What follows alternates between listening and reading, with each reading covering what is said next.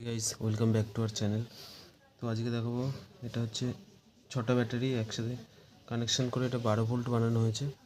তো একটা ব্যাটারি হচ্ছে 3.7 ভোল্ট 1500 mAh, আর এটা হচ্ছে বিএমএসটা দেওয়া হয় ব্যাটারিগুলো যাতে তাড়াতাড়ি খারাপ না হয়।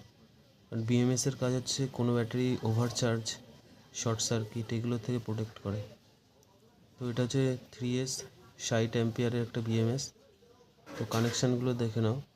এখানটা হচ্ছে গিয়ে চার্জিংয়ের তার কানেক্ট হয়েছে, এটা হচ্ছে মাইনাস, এটা প্লাস। আর এই সাইডটা হচ্ছে ডিসচার্জ। এটার কাজ হচ্ছে কোনো কিছু যদি চালাতে হয় তো এখান থেকে মাইনাস প্লাসের তার বের করে ওটায় কানেক্ট করলে ওটা চলবে। আর এখানে হচ্ছে গিয়ে মাইনাসের তারটা এখানে লাগাতে হবে।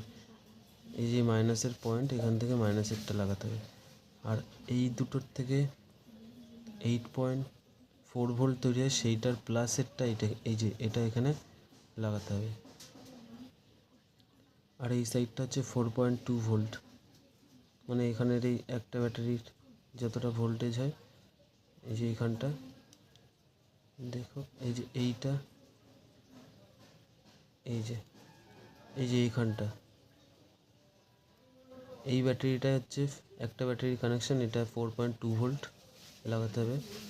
আর এইটা হচ্ছে 12 ভোল্ট, 12.6 ভোল্ট যেটা, সেটা এখানে প্লাস। এগুলো সব প্লাস লাগাতে হবে, শুধু মাইনাসেরটা কানেকশন করতে হবে। তো এটা আমি